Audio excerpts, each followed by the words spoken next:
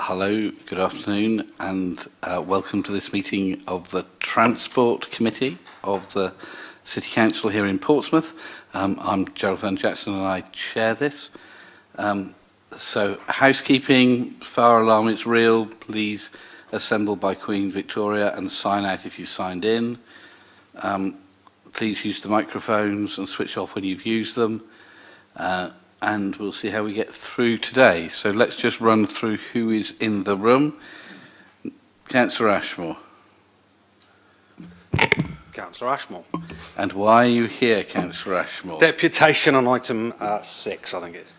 Thank you very much. It was an existential question, which I'm sure your children ask you frequently.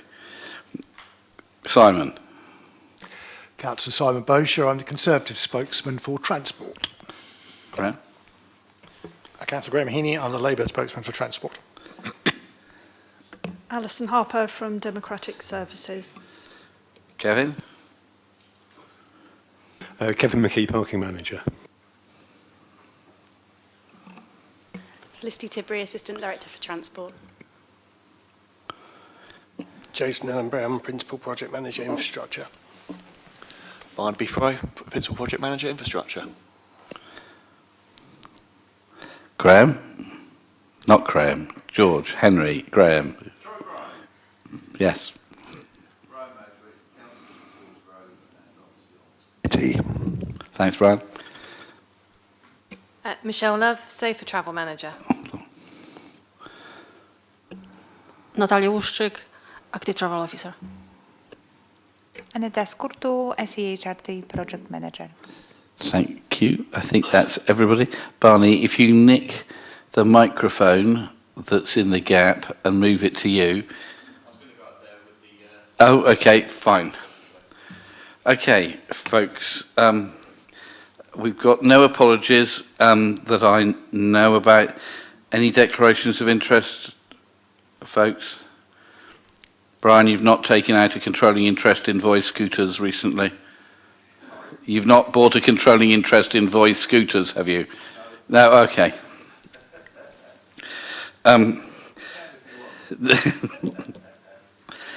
Okay, so let's toodle on. Natalia, let's do School Streets phase 1. All right, so School Streets Phase 1 Trial to Permanent Measures Report. The purpose is to report and provide overview of the school streets up to date, summarize the learnings from the 5 trials and the future approach implementing school streets in Portsmouth.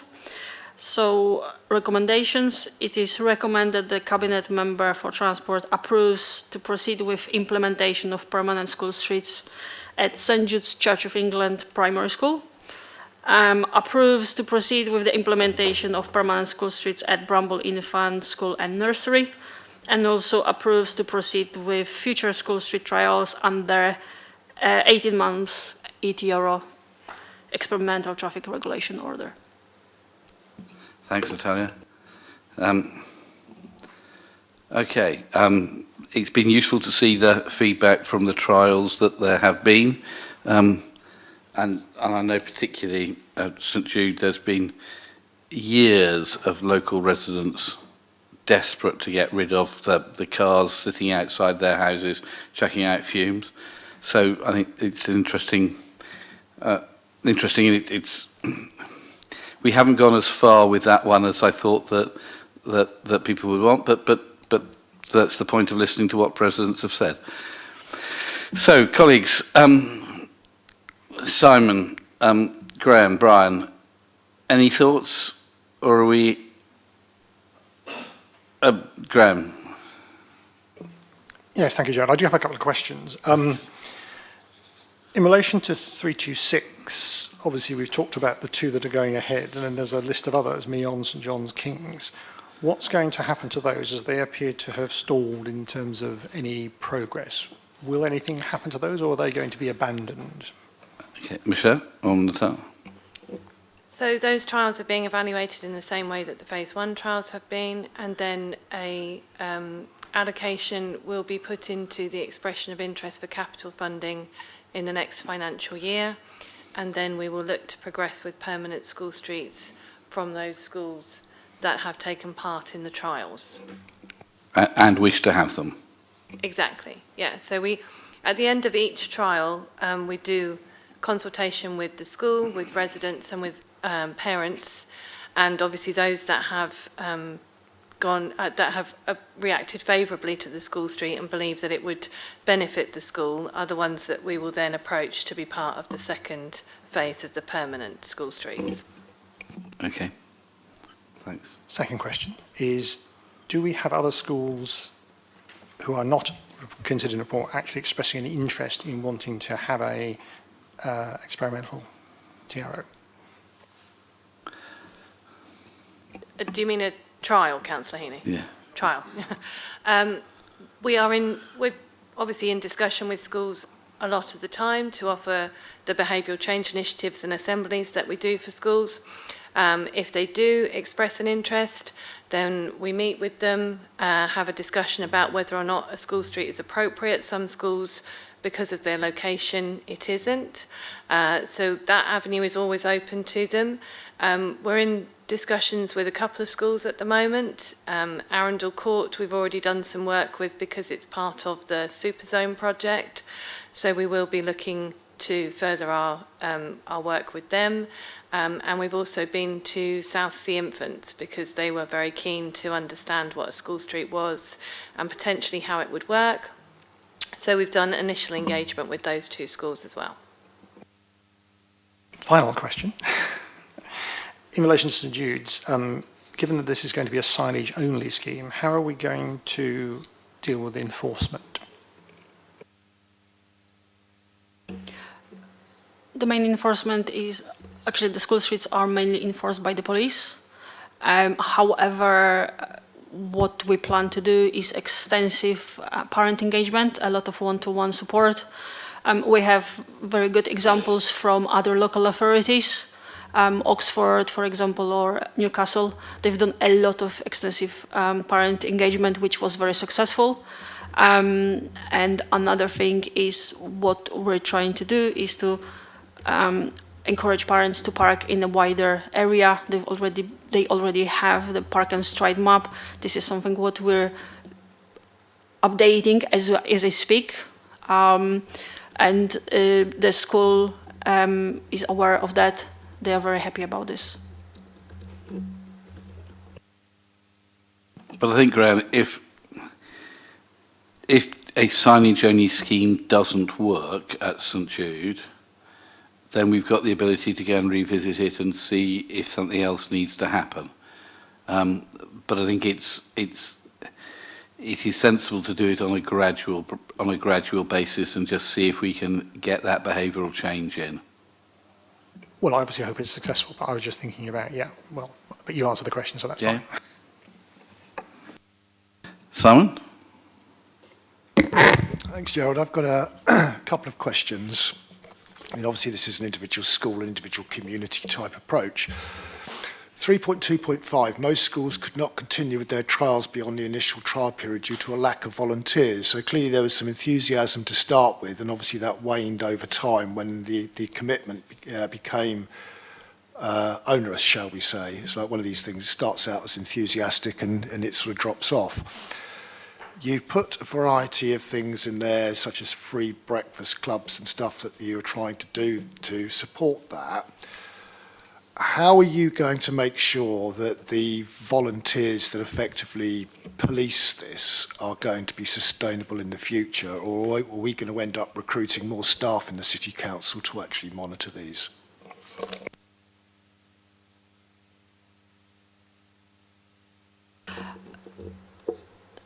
What we're trying to do for the next trials is actually don't have volunteers as much as possible, so the signs only option.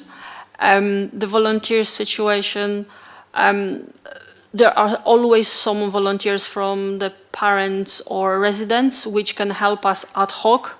However, the future trials, we're unlikely to have the full engagement from the volunteers.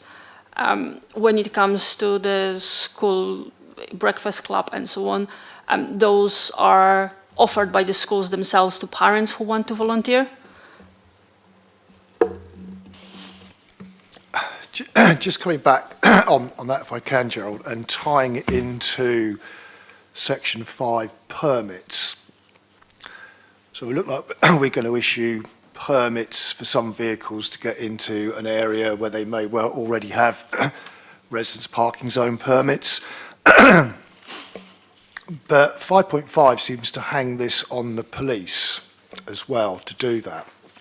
And I'm just concerned, and I just want to know how we are thinking forward, that if the volunteers are going to drop off and there is a reliance on the police, who may well have better things to do in the eyes of the public, to police this, and it results to just signage, doesn't this run the risk of just evaporating? So the report is about the experimental traffic regulation order and to go forward.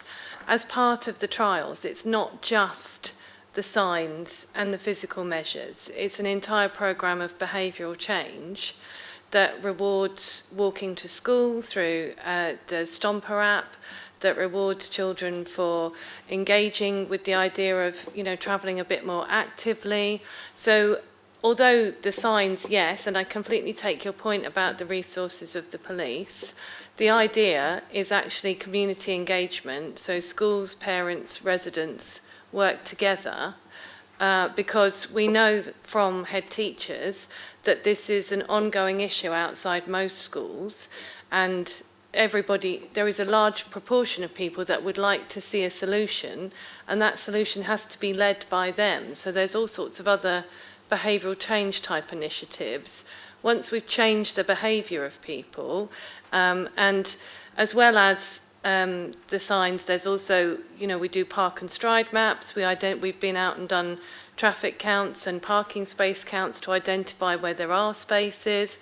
So a lot of it is about getting that information out to people and to giving them the mindset that this will be beneficial to all. Because at the moment you have parents saying, it's too dangerous for my child to walk to school, so I drive them to school, and then they obviously are part of those parents that then try to park as close as possible to the school. So we're aiming for a wrap-around behavioural change as well as the physical measures.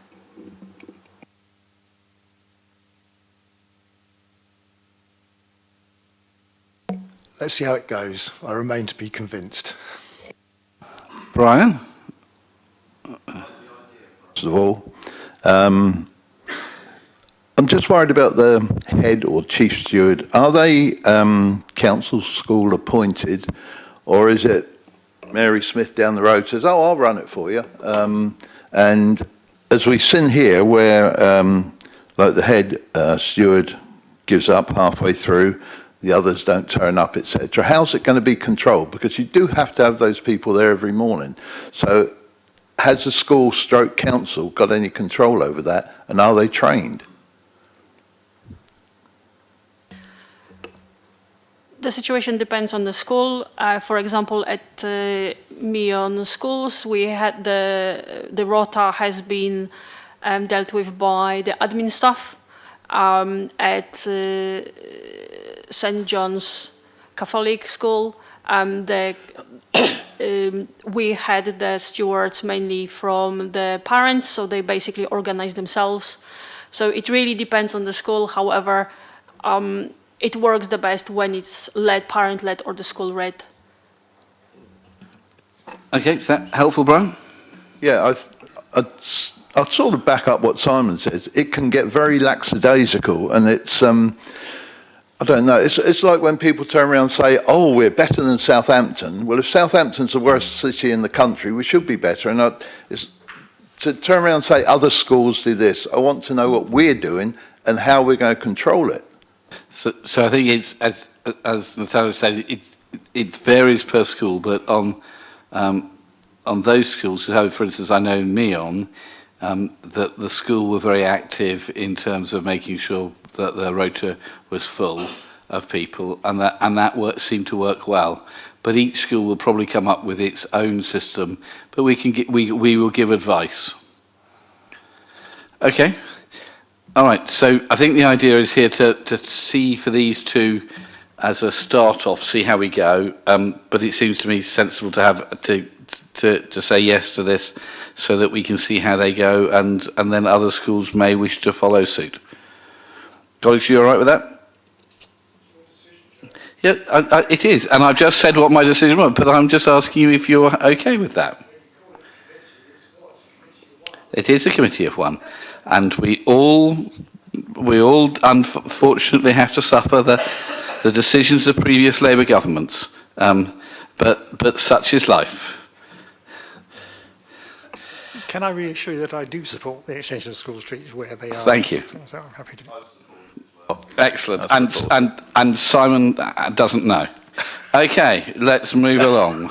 Gerald, I support the principle behind it. I just want to know what the sustainability is going to be going forward with managing them. Yes. Okay. Well, what we can say to that is this is an experimental traffic regulation order that we're asking for. So as part of that, there's 6-month consultation. So this is not the end of the process. Obviously, we take on board your concerns. This is something that we can do within the limitations that we have of budget and available resources from people. If it doesn't work, then we will obviously look at it again and see what else can be done. If there is a change in the law and we are able to do more like ticketing enforcement, then that's obviously a route that we could go down. But at the moment, that isn't an option that's available to us in Portsmouth. So as part of the 6-month evaluation of the ETRO, if it's not working, we will look at what can be done realistically to make it successful. Okay. All right, let's move along to Barney. Good afternoon. Hopefully the presentation should pop up in a second. Here today to talk about City Centre South and to get approval for the design for City Centre South. This one is the third and final one of 3 schemes around the city centre. The first 2, City Centre North and Lake Road, were approved earlier on this year, and it's part of the SEHRT, South East Hampshire Rapid Transit programme of works we have in place at the moment. Funded by the government, £25 million worth of what's called Transforming Cities Fund. So in terms of context, this is the area just to the north of the civic offices and between there and the station, and also the roundabout to the south of Commercial Road. The scheme split into 2 halves here. The first one at Station Road, as you can see from the photos here, and as I'm sure you're all familiar with this as well, it's a roundabout there. One of the major issues we have there is that zebra crossing on the bottom there, particularly around busy periods, lunchtime and the like as well. You get a stream of people and they just hold up the traffic, buses, everybody around there as well. So the intention of that is for all 4 arms of that roundabout to be signalised, have pedestrian signalised crossings on there, and to convert the roundabout itself to a crossroads. Whilst in itself that may appear to sort of slow down buses, one of the aims of the Transforming Cities Fund is to improve bus reliability. What it actually does, by having signalised crossings in there, it actually helps the buses because they're not going to be held up by the issues I've described there about the zebra crossing. It gives more control, essentially. The second half of the scheme centres around the so-called pinch point in Isambard Brunel, that right hook turn or left hook turn.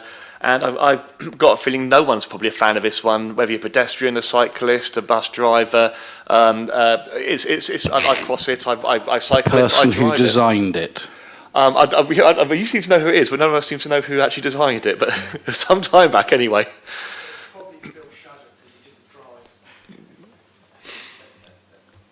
So the intention of this one here is to essentially widen Isambard Brunel to make it two-way at that point there, and to assist with pedestrians, have a pedestrian crossing on there as well, signalised pedestrian crossing. It'll involve where the loading bay currently is for what was the co-op, I can't remember what it's called now, which is centred just underneath the railway station there. It's moving that loading bay closer to where the shop actually is there. And just to provide, there we are. So that's where the existing bay is currently, and we're intending to move it to a relocated bay here and just to see as well the impact of the new carriageway there as well. A traffic regulation order was submitted early on this year, I think it was now. No objections were received, therefore we're all good to go on that one there. Come on to that in a second. Landscaping. The tree on the right-hand side there is delightfully named the Tree of Heaven.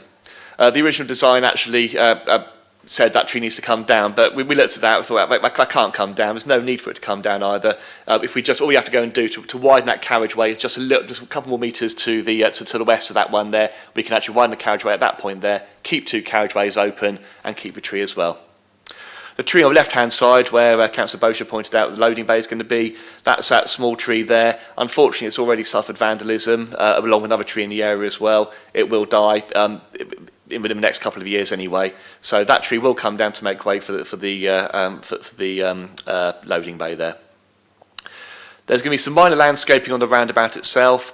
And with the entire city centre area, in total we've taken down 30 trees in total. That's some of those trees by St Agatha's, by Charlotte Street, and a couple more around the Lake Road area. And what we're doing, we're planting 60 new trees, primarily in the Lake Road area, and a couple also in the St Agatha's church area as well. That's mitigation against the loss of trees there. So just to sort of summarise the benefits there, the intention of the scheme is to improve bus journey times, but also reliability, and to make it safe for pedestrians around the sort of Station Road area, but also Isambard Brunel, and improve quality. And finally, just a bit of a correction here as well. The paper that was originally sent out last week had an obsolete version of Appendix B, which is the Integrated Impact Assessment. That IIA referred to the road being closed to general traffic and just for buses and taxis. That was incorrect. A revised version was sent out earlier on this week, just to clarify, it is not going to be closed to general traffic. It's going to stay open as it currently is at the moment. That's it, thank you. Okay, so my understanding is that we have a responsibility to try to make sure that the buses run on time, and both the current designs mitigate against that. The death trap outside the civic offices, I understand, was designed so that nobody quite knew who had the priority, and that was meant to keep everybody on their toes and aware. And maybe it works that way, but I think it's hugely dangerous.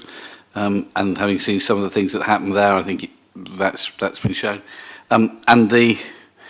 I've seen so many buses sat pumping out fumes by the crossing by the station for so long, because people seem to arrive just as the other people have finished crossing, and so that they're continuous stopping for the buses to be able to move on.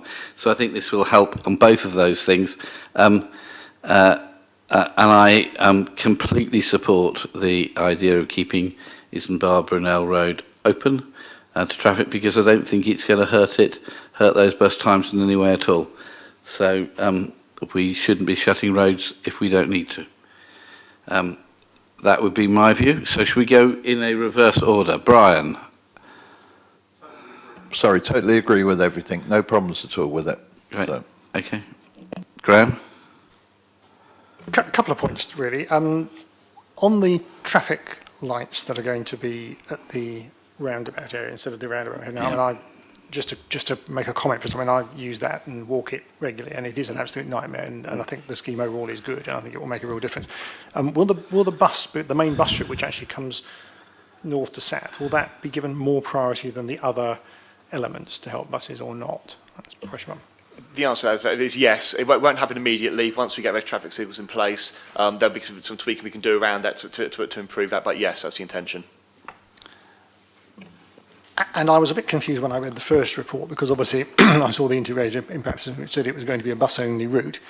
So I read the second impact assessment, which says in the second paragraph, this will be achieved by modifying the road layout on Isambard Brunel Road to allow two-way traffic flow for buses and taxis. Buses, taxis and cars. Well, the point is, it still says buses and taxis, but it doesn't say that. So the impact assessment still doesn't make it absolutely clear what's happening. So that clarification probably needs to be further clarified. The other little point I had was, it says, has any consultation been undertaken on this project? It says no, but on the other side, page, you've talked to the Hive and studied line, so I don't know, it's very confusing when you see these sheets about what you've done and what you've not done. So maybe someone needs to think about what answers you provide on those. Okay, thanks. Simon? Well, I've seen a number of schemes looking to address this particular area over all the years I've been here, and it seems to be an eminent improvement, particularly on this little pinch point just outside the civic offices. I mean, that started life as two-way, then it became this arrangement, for want of a better expression. It's good to see that common sense has prevailed and we're going back to essentially where we were. I'm also quite pleased, having seen this in a previous life, that we were looking to shut off Isambard-Brunel Road and all around there to private vehicles, shall we say, make it only for buses and taxis. I don't think that would have been the right decision by any stretch of the imagination, so it's good that we've seen some sense on that.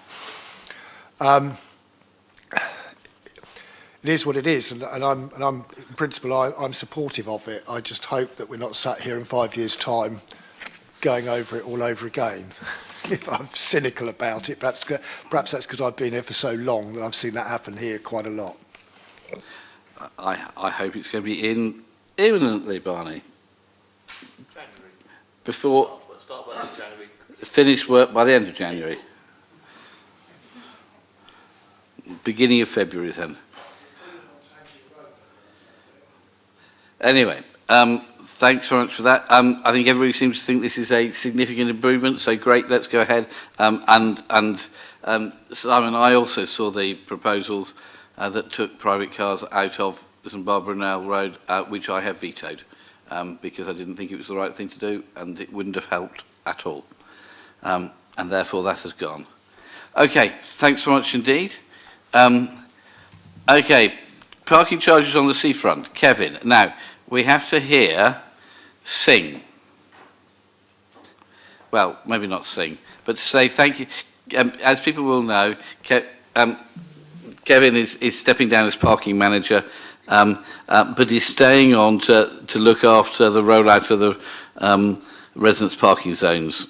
So we're very grateful to Kevin for both things: A, looking after the parking service, and B, making sure that we roll out the RPZ scheme effectively. So thank you very much indeed. I suppose if it was your birthday we would sing, but I'm not sure there is a so long goodbye or whatever. Anyway, Kevin, seafront parking, and we have a deputation. So if you want to go first, then we have a deputation from a member of the public. No, thank you very much, Councillor Vernon-Jackson. It's been a pleasure working in Portsmouth, and the longer I've been here, the more I've grown to like and appreciate the city that you're all so passionate about. So we look forward to you remaining in the employment of the council for the next 20 years. Yes, so it's semi-retirement rather than full retirement. But item 5 Hold is on, a it's report. Brian's bookie. Oh. I'm still not going to Don't tell me it's at the 4:30 at Kempton. No, George wants to know if you're doing a decent job. That'll be a short call. Sorry, item 5 is parking charges on the seafront, and the proposal is to balance up the charges that exist on the western side of the seafront and then introduce them on the eastern side of the seafront.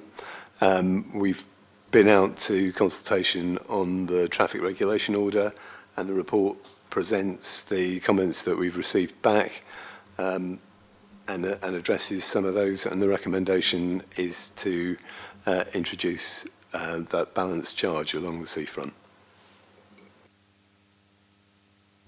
Okay, I've got deputation. Alison, are you going to read this or am I going to read this? Okay. This is from Eileen Shepherd.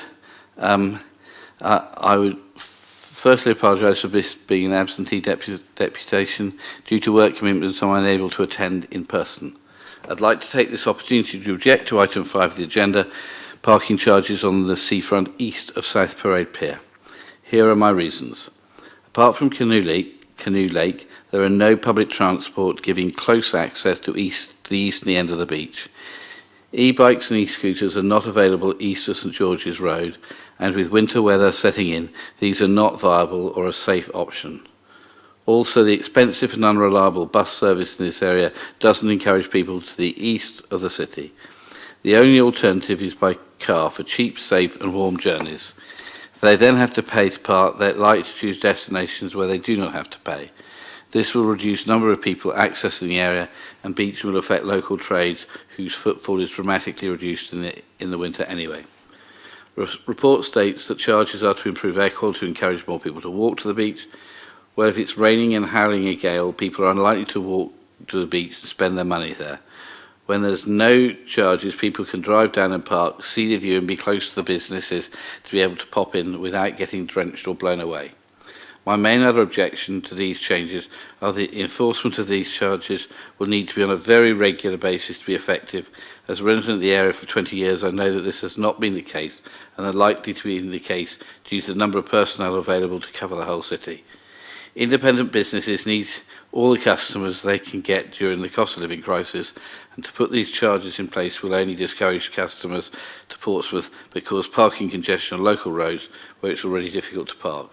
Also, due to lack of EV infrastructure, fast and slow charging in the area will not encourage the pollution-free vehicles to the area. Regards, Eileen Shepherd.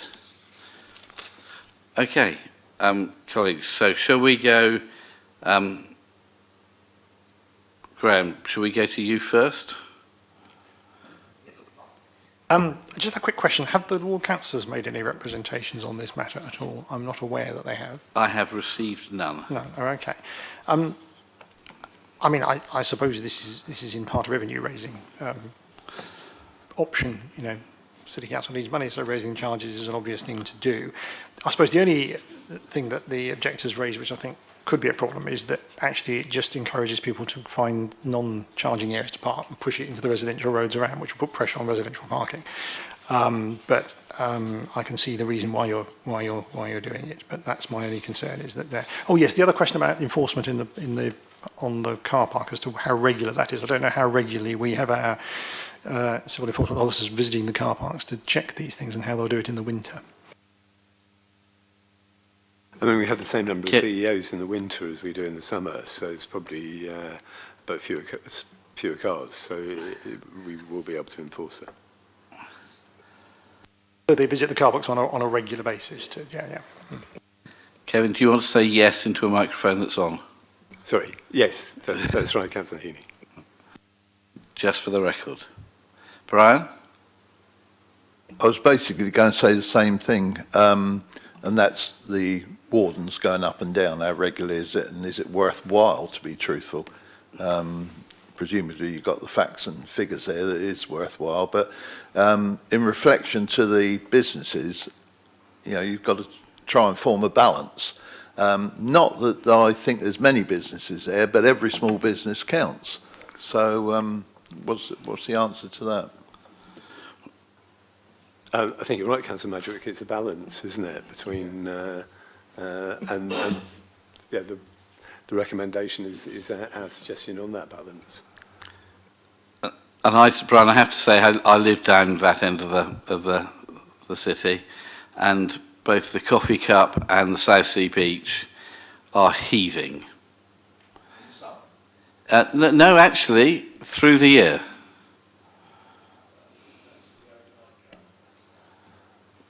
Possibly, but there'll be lots of things. Anyway, Simon. Thank you very much. Right, Kevin, reason for recommendation 4.2. The council wants to promote cleaner air and to encourage people to use other forms of mobility like walking and cycling and using public transport. Free parking does not make people reconsider their choice of transport. Well, I live in Farlington, and I like to go down to that part of the beach quite a lot. When I had a dog, I was down there on a regular basis. As I can't walk that far, or have the incentive to walk from Farlington to Eastleigh Seafront, there is no bus that goes there. what other forms of transport can I use other than my car to promote cleaner air and encourage people to use other forms of transport? And that could equally apply not just to Farlington, but to Drayton, to Copner, to Paulsgrove, to Cossam, to any of the northern wards, really. It's not saying that everybody can find an alternative. It's those that can, and it encourages people to consider other forms of transport. And it's like all our parking charges. We need to set them at a rate that doesn't discourage everybody from coming, but encourages them to think when they can of other forms of getting there if they can use those other forms. Sorry, I just don't wear that at all as a recommendation that we've actually got here, because if there was a bus, the number 23 bus effectively stops at South Parade, and that's the bus that I would use, which means if I wanted to go to Coffee Cup, I've still got a very long walk, I was going to say something else then, before I actually get there. So actually, what we're talking about is something that is going to disincentivise local people that can't get there. And I'd be very loath to get a taxi or an aquacard just to go down to the seafront. I don't think that's a good use of anything, to be quite honest. I mean, let's be frank, this was a budget line because the council needed money, and it was something that the Transport Department put forward as a revenue idea, and I'm a bit disappointed that we haven't been honest about it and included that in the recommendations. So when I've had, over the years, several representations from people with businesses at the other end of the seafront who have said to me, Gerald, why is it fair that there are parking charges on our end of the seafront all the way through the year, but not on the other end of the seafront? Why are you discriminating in favour of one set of businesses against another set of businesses? And there used to be a really good reason in terms of servicing the machines that we needed to do that. But now, as I understand it, that's not necessary, and at the end we expect people to pay on their phones. So I think there is a strong argument to say that you have to have a level playing field between the businesses at each end of the seafront. And at the moment, that doesn't exist. That might be true if you had a public transport system that actually served the whole length of the seafront, but you actually don't at this moment in time, Gerald. So if you want to make a level playing field with regards to parking charges, you need to put a level playing field in there for public transport at the same time. But to come back to a point that was raised earlier on about the enforcement, I did ask about the enforcement, ironically, not on the back of this, but several months ago, about what is done down there for all the overnight vehicles that park there, and it was, well, we don't really go down there. The irony being that there are Facebook pages where people ask where's the best place to go and park overnight, and Eastleigh Seafront is one of the popular. You want to go there because they never enforce it. So, and even then, with the times you're putting in, it's not going to address that issue. Let's be honest, this is all about revenue raising, and it's not about promoting cleaner air whatsoever. Okay. And I opposed it in the budget, and I stand by that now. Okay. I think we'd all agree that the council has suffered enormous cuts to the money available to support public transport over the last 13 years. And therefore money has to be found from other sources, and we would all like to have a public transport system that met everybody's needs, but unfortunately the cuts over the last 13 years by the government mean that that's not possible, and we just have to live in the world of reality. So this is my call, and my call is that we're going to do this. Can I ask a quick question? Of course, Sorry, Graham.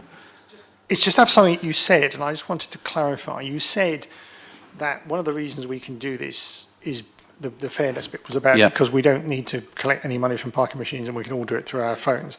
Is it the case that our parking charges on the seafront and in this car park are going to be done by some by phone only, or will there be other options? Because not everybody does it through their phone. So, is it going to be I no think Kevin cash? well, at the moment, if you park on the seafront near the cricket club or the 10th hole, you're encouraged to do it by phone, and there are signs on the walls there. Kevin, what are we doing in terms of physical things where people can put physical bits of money in?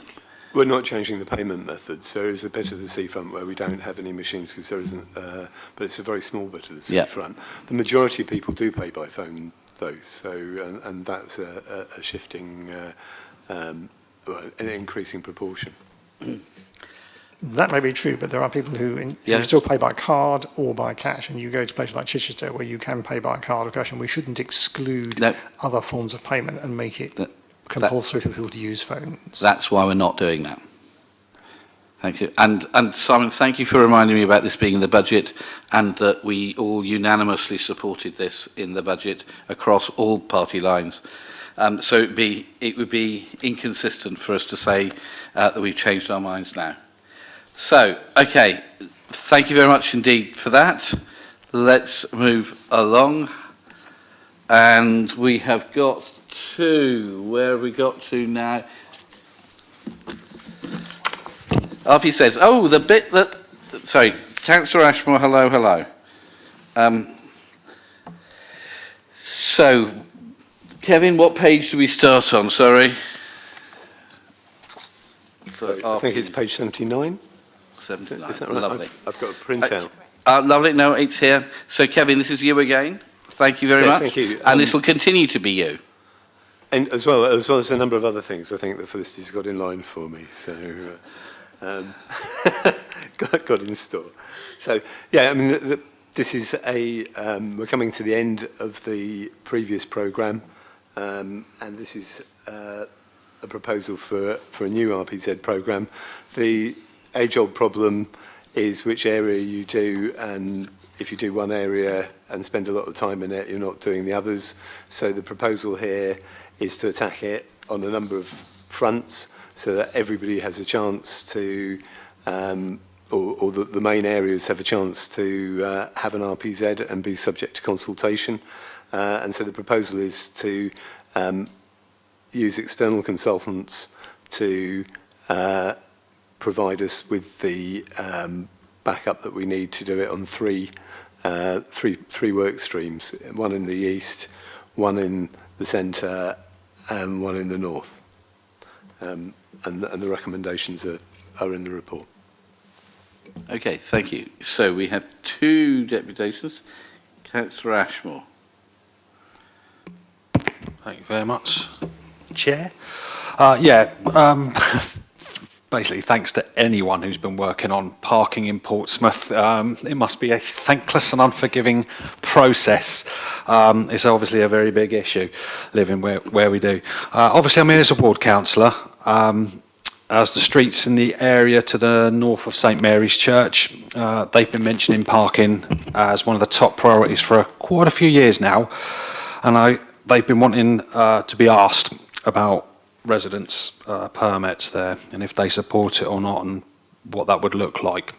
Now, as it stands, there's been an unequal situation in Fratton Ward for a while now, because the roads in the south of St Mary's Church down to Fratton Bridge, they've had residents' parking zones, and it's left the other ones north of the city, north of St Mary's, wanting their say too. So I think this idea of a kind of rolling plan of which areas get surveyed, I think that's a good one. It means that those who neighbour roads with permit parking will know that they will be on the list for consultation afterwards. And I think that's important, and I think it's important we're led by the residents, and that the final say is always up to them rather than us imposing on them. And I think that's one of the reasons why the areas mentioned in Fratton Ward didn't get surveyed earlier, because there was a proposed parking zone, I think for HC parking zone. The residents didn't want it, so it didn't go ahead, which meant that the Fratton roads next to that didn't need to be consulted straight afterwards. And I think that's only fair if we're being consistent with this. So I'm glad to see them on this one now. As I say, I think it's important as ward councillors we respond to our residents' wants and needs there, and it's important that this plan is carried out in instalments as is being proposed here, because some people have said, what about having a city-wide vote, you know, all or nothing kind of thing, but that could result in a situation where, you know, areas that have got driveways or garages to park their vehicle could then outvote those in tightly packed terrace places who don't have those kind of things. So I think the way it's being done is a fairer way of doing it. It might not be the quickest way, but I think it's a fairest way of doing it.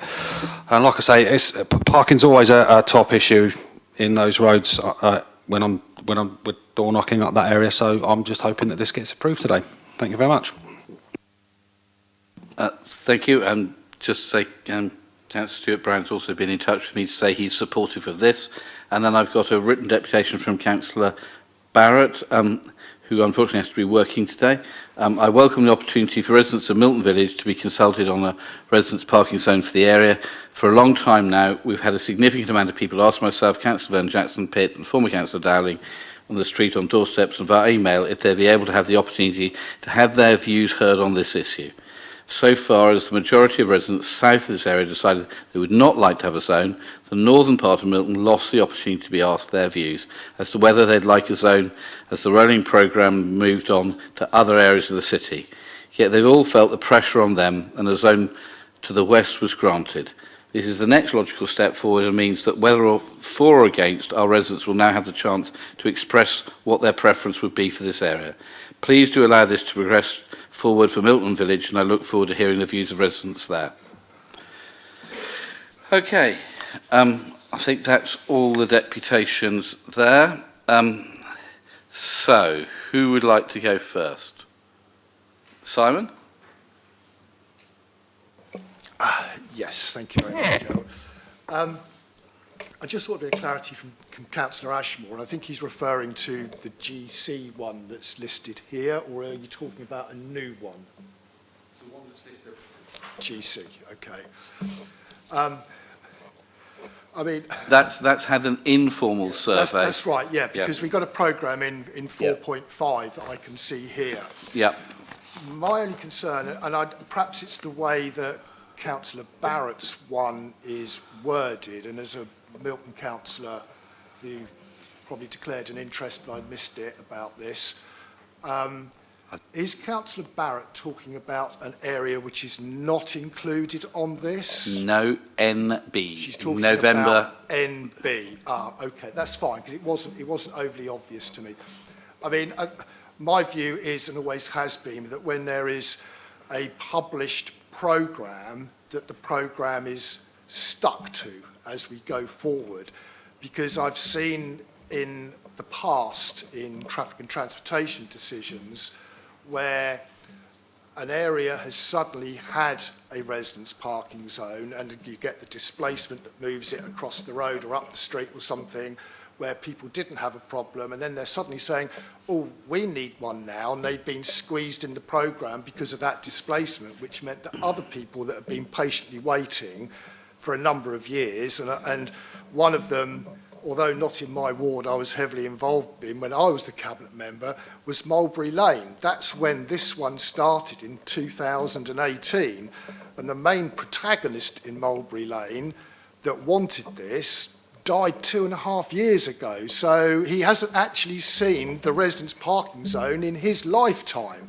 And a part of the reason why they came to me in 2018 and here we are in 2023 is because other things with displacement parking in the south of the city got squeezed in and they got moved backwards. So this is resident driven, and I will always support something that's resident driven. All I am saying to you, Councillor Vernon Jackson, as I said to Councillor Stagg in the past, is please stick to the programme. So anybody that says, no, I don't want one, and suddenly decides I do want one, don't get bumped up the list. They join the end of the list so that everybody across the city gets an equitable shout at it and don't get preferential treatment because they happen to have the councillor in charge of traffic and transportation in their particular ward. Okay. Brian? No, the only thing I've got to say there is these parking zones, etc., etc., etc. I said it once before, a little while back, about Eastfield Road, when they was asked whether they wanted the little cutout there and flowers put in there. Each resident was asked, and they could say yes, we do, and no, we don't. The lady next door, bless her little heart, she wanted a parking space taken away and flowers put in front, and she died before it was all finished, and the new people walked in, and there's husband, wife and a 18, 19-year-old girl, and there's 3 cars to put in there. So there's no place to put them. So I think we've got to be very careful on what we agree on. But I think every resident should be asked, and it should go that way. And what Simon said, if they say no and change their minds, down the bottom of the list, they don't get squeezed in again. Thank you, Chair. Graham? Thank you, yeah. I have a question about paragraph 313. It's slightly oddly worded, I have to say. So the council has been unsuccessful in appointing sufficient additional resources to support this work in the area. I presume they mean additional staff? Yes, because we've lost them. Yes, and we're yeah, now yeah. having to employ them again indirectly through the private sector. Yeah, no, so it's slightly odd, and it says due to national resources, and it says this report therefore is deliver the programme by external resources. Again, a slightly odd phrase, but presumably by consultants. Yeah. And that is going to cost us presumably a lot more than it would have cost us if we were employed. Right? Okay. You say that we haven't been able to employ additional resources because of skill shortages. But are we offering a reasonable deal for someone to come here? Because presumably other authorities are as well, and we're losing out. Are we losing out because we're not offering a good employment package? Obviously, I don't need to go into deal. This is a sort of broad question. I have to be careful Yes, in I know. terms Yes. of. Yeah, I'm so not- I think in recent times we have been successful about getting people with the right level of skills and experience to apply and to join us from other councils, but we're not able to compete where there are personal circumstances that mean that families need to move to different parts of the country.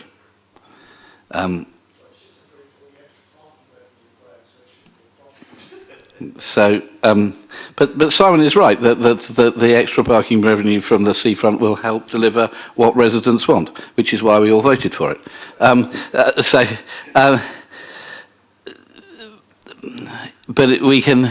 We can offer a financial reward for people to work here.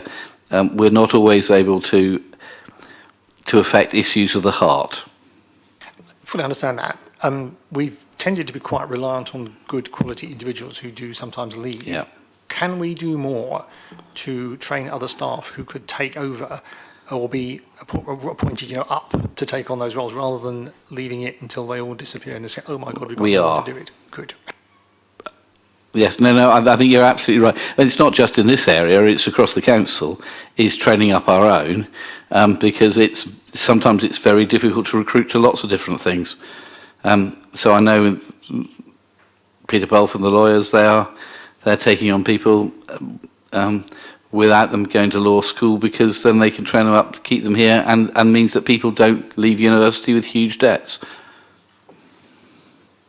I have another question about the programme. I do endorse what Councillor Bosher said about Mulberry Lane and about the delay that's happened around that.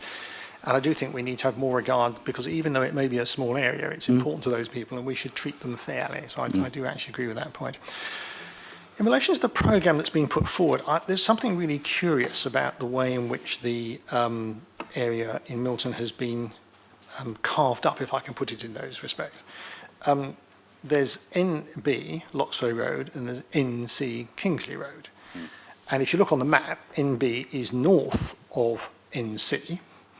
So what is happening is that NB is going to be consulted and presumably formally agreed a scheme if it was agreed by residents. And the people in NC might find themselves hemmed in by a residence parking scheme that has been approved. Surely the logic would be to cover the whole area and to consult on the whole area if you think that there's enough demand from residents, and do it as one scheme. That would be good, obviously, because it wouldn't mean that people were trapped below a scheme, which is obviously the potential knock-on effect if it was agreed. It would certainly remove that. But also it'd be easier to do one traffic regulation order rather than do two.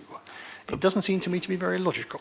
So the dividing line there is the canal, because there's effectively only one road that crosses the canal.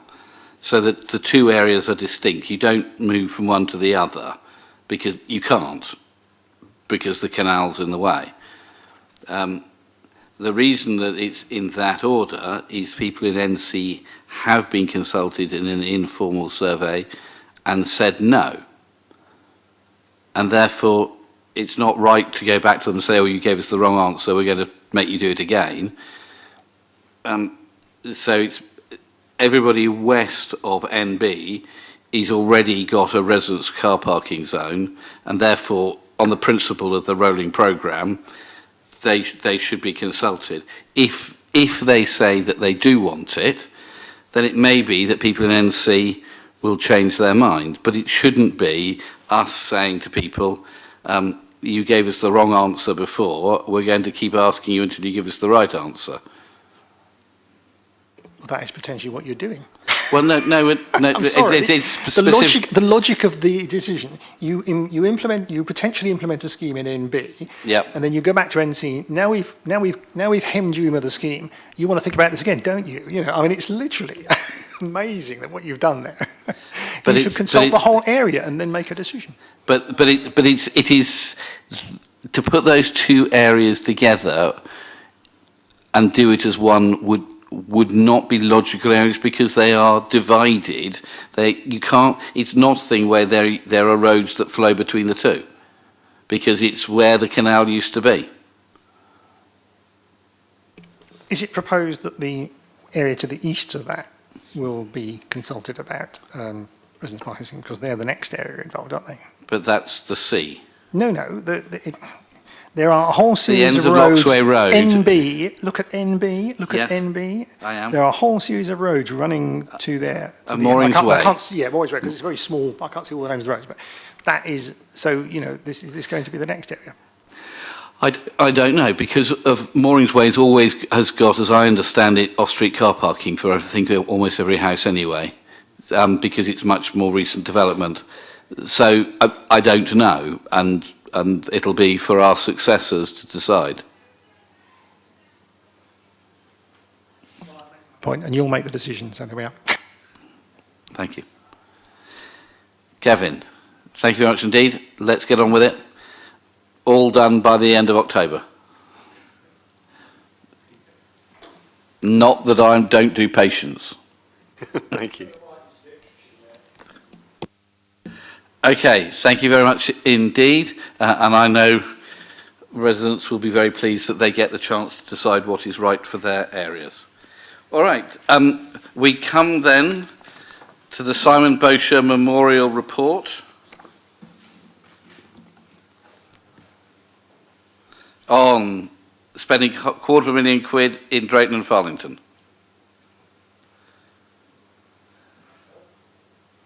You want more? Okay, Michelle, is this you? You're loitering. I am loitering with intent. It is mine, yes. Excellent. Thank you, Councillor Vernon-Jackson. So, Mr. Ashmore, do you want to lift home? You're not driving. What about other modes of transport? Mr. Ashmore is using that. He's walking home in the rain. Think about the air quality. If it's an electric car, I do. Kerry? No, it's not Kerry, it's Michelle. Kerry Yes. happens to be the person who's on the report. Kerry is our director, interim Who director. I think I've met, Excellent. I'm glad to hear it. but only think. Okay. Well, we can discuss that outside of this meeting. Okay. We'll go back to the report. So the report is Speeds and Casualty Reduction Measures 23-24, so the local transport plan allocation from the budget that was awarded in February 2023. We're seeking the recommendation that the Cabinet Member for Transport approves the proposed spend from the casualty and speed reduction budget of £250,000 in the area of Lower Farlington Road, Havant Road Junction scheme. This scheme was originally identified as a site of interest during analysis of casualties and accidents. Concerns have also been raised by local residents and ward councillors regarding the speed of traffic along Lower Farlington Road. It's subject to a 20-mile-an-hour speed limit and a width restriction to prevent HGVs from using the road as a shortcut to and from the industrial area to the south from Havant Road. Traffic survey data was undertaken in September 2022, and it showed that the 85th percentile speed, that's the speed at which 85% of the drivers travel at or below, was recorded at 31 miles an hour southbound and 32 miles an hour northbound. This is in excess of the prosecution threshold for a 20 mile an hour speed limit, and obviously 10 miles over the advertised speed limit. Casualty data can be found in Appendix A of the report, and this report seeks approval to proceed with detailed design, community engagement, and implementation of the scheme. If there are additional TROs required to implement the scheme, then these will be brought back to this meeting if there are objections to those TROs when advertised. Happy to take questions. Thanks. Simon. All I can say is about time too, to be quite honest, about this one. I'm actually delighted it's finally got here. It's been one of those roads. I have 3 or 4 roads in the ward, of which this is one of them, which has been a problem child for about 20 years. And I think representation from ward councillors is a polite way of putting it, that we've been nagging the heck out of Transport about this road for a very, very long time. I would ask one thing, if I can, and that's you're seeking to spend all this money on the junction at the top by Tesco's, the Havant Road, Lower Farlington Road junction.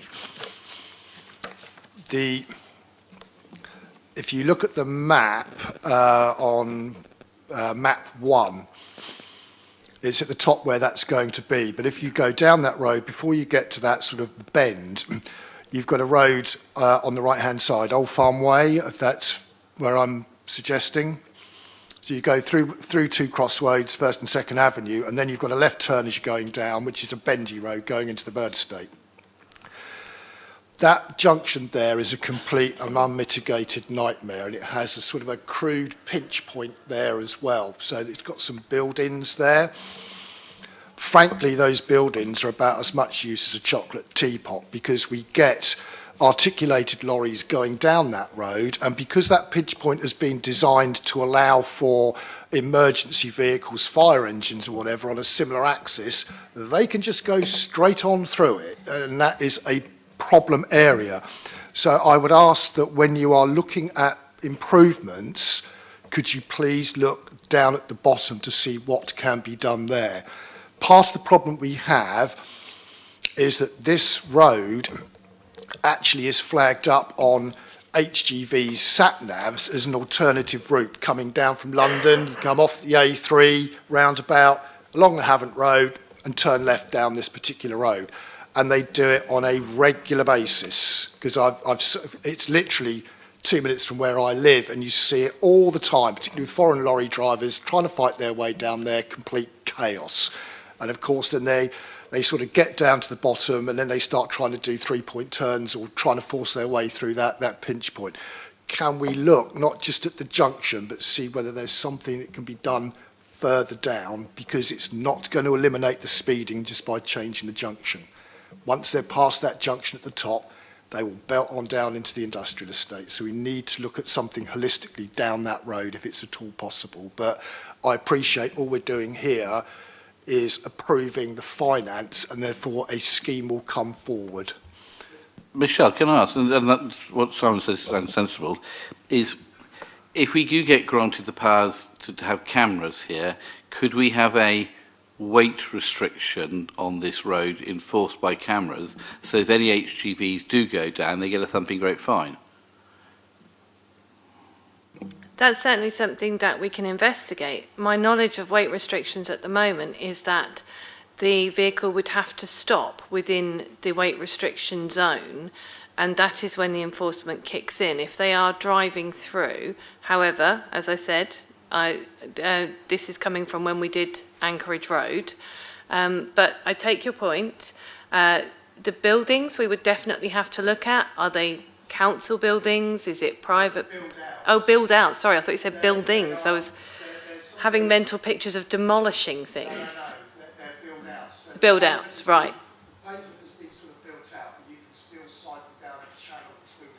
Okay. So yes, we can definitely, obviously the money, as you say, is allocated to address the casualty issues, but a holistic approach makes perfect sense. So we would definitely look at what could be done. I would sort of take you back to your point about the emergency services. If that is the original reason why that road width was kept, then we are going to have to look, that road width will have to stay the same. But obviously things have moved on since those build-outs were put in. So therefore, if there is additional measures that we can take, either within the budget or with additional funding to make best value while they're already working on that road, then we will do so. Okay. And so the point of this report is just to approve a funding allocation and then for some detailed design to come back to consult with local ward councillors. That's exactly right, yeah. Okay. Brown? Yeah, I mean, I have no problem with this. I know Councillor Roche has raised this issue on many occasions, and yeah, I'm glad he's been able to get this through, and that's good. Brian? I didn't know anything about what Simon mentioned, but it'd be sensible to do the two at the same time. So, yeah, but 100% agree getting it done. Yep, okay. Brian, you'll be delighted to know that this junction is one where we managed to get a scooter rack removed, okay? Because of the danger of it. It was our one success, the scooter rack did not go in. Good, it might come back again though. You get my vote next time. That's an increasingly few people who do.